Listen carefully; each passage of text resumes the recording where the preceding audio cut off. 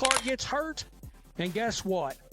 Your demand vanishes because people ain't going to pay up to see these athletes that are ungrateful that there's... When Caitlin Clark's injury forced her out of the WNBA All-Star Game, the emotional response from fans was swift and overwhelming. But behind the heartbreak and disappointment, a much larger crisis was quietly exploding in the background. What began as a single injury may end up triggering a seismic shift in the future of the WNBA. This isn't just about a sore muscle or a player taking a few games off. This is the starting point of a much deeper, much more dangerous unraveling.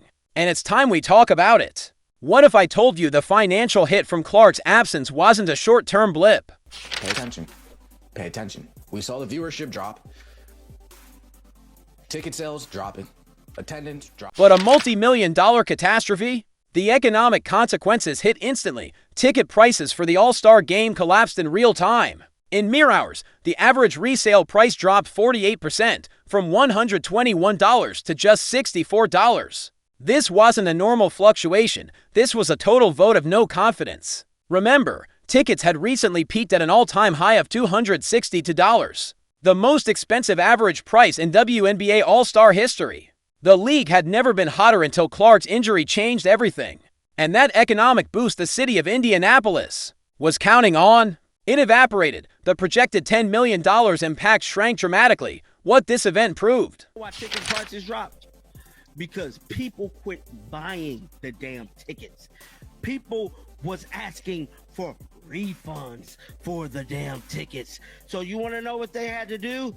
Damn near give them away, bro. In the harshest financial language possible, is that the WNBA had bet everything on one player. They didn't just market Clark as a rising star, they structured their entire momentum strategy around her, and now, that plan is showing signs of collapse, because when your golden goose is injured, overworked, and visibly breaking down, people start asking hard questions. This wasn't just a minor setback. It was a flashing red alert. Caitlin Clark, the league's most valuable asset, has missed 11 games in a single season due to 4 different muscle injuries.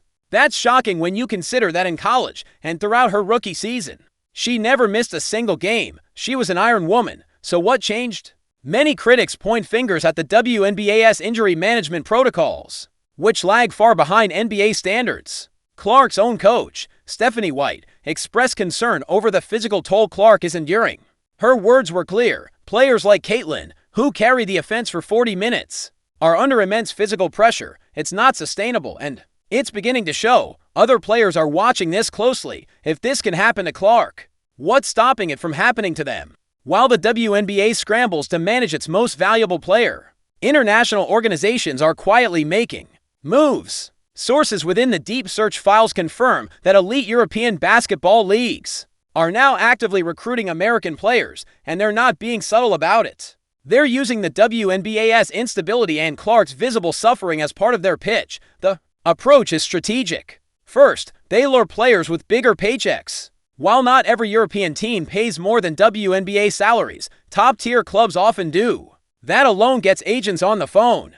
But money is just the appetizer. The real hook, the knockout blow, is something more powerful: respect, safety, and career security. Imagine being a WNBA player right now. You're witnessing your league's biggest star get injured repeatedly. You're hearing complaints about inadequate medical support. You're seeing the fans grow restless. Then a European team calls. They offer more money, top-tier medical treatment, world-class facilities, and something you've stopped believing you'll ever get from your home league: peace of mind. They promise you won't be run into the ground.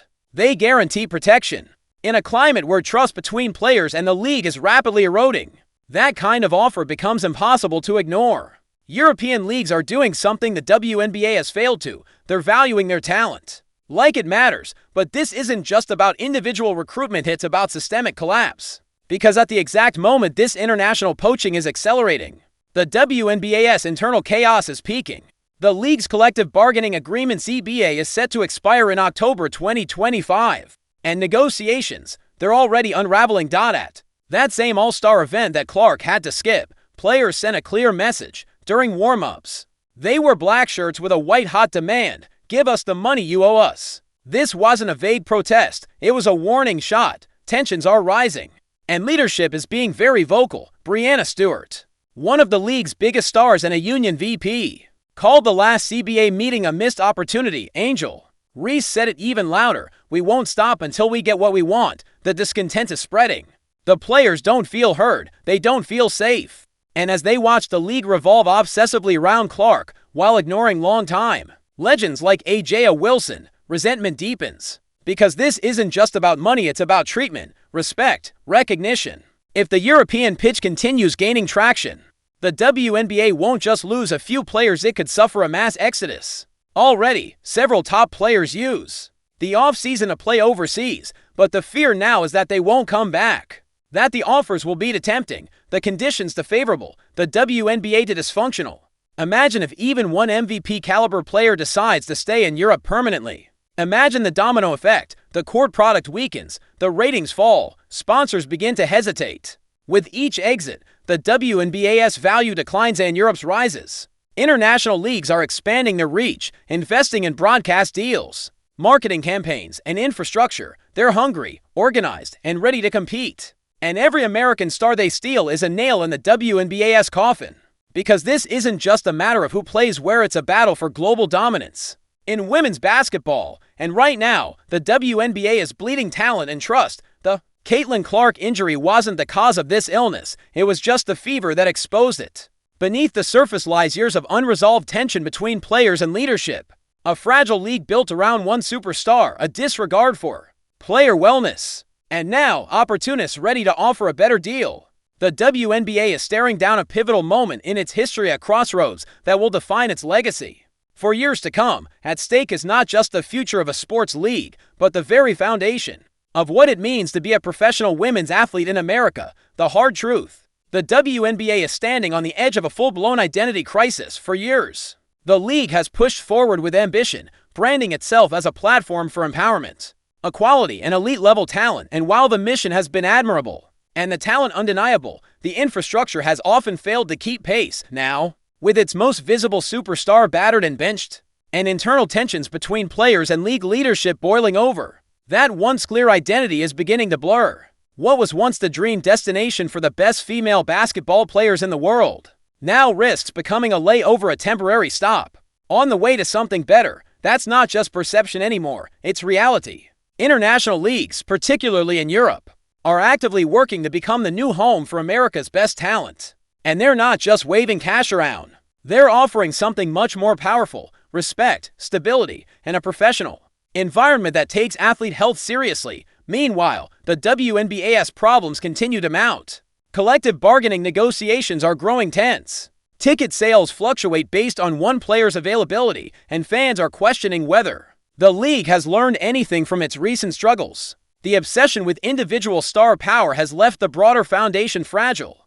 And if the current trajectory continues, the league may find itself with a hollowed-out roster and a crumbling reputation. If you believe in what the WNBA can become, if you see the potential in women's basketball not just surviving, but thriving, then now is the time to act. This moment calls for more than passive fandom. It demands awareness, conversation, and accountability. Share this story. Let people know what's happening beneath the surface. Talk about the players who are quietly being pushed to their limits, the overseas offers they're receiving, and the warnings they're sending through protest and performance alike. The mainstream media won't tell this story, not with the nuance and urgency it deserves, but we will, because the WNBA doesn't just need hype, it needs help. It needs people paying attention. It needs fans who understand that the future of the league won't be determined by one draft pick or one All-Star weekend. It will be decided by the choices made during these fragile, pivotal months. Do you think the threat from Europe is real? Are these leagues actually positioning themselves to become the top destination for women's pro basketball talent?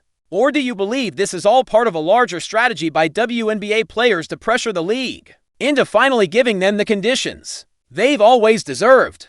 Is this a smart play for leverage or the first wave of a mass exodus? Either way, the timer is running. These aren't hypotheticals anymore. They're decisions being made in real time. For every player who sees what happened to Caitlin Clark and quietly wonders if it's time to look abroad, for every agent who takes the European call and asks a few more questions, for every fan who shrugs and says, it's just one season, the fabric of the WNBA is being tested. One thread at a time. Click that subscribe button, turn on notifications, We're not here to push the usual narratives, we're here to follow the stories others ignore. We connect the dots. We look past the headlines. And we need your voice to keep the conversation alive. This is bigger than basketball. It's about respect, infrastructure, and legacy. It's about age. It's about age.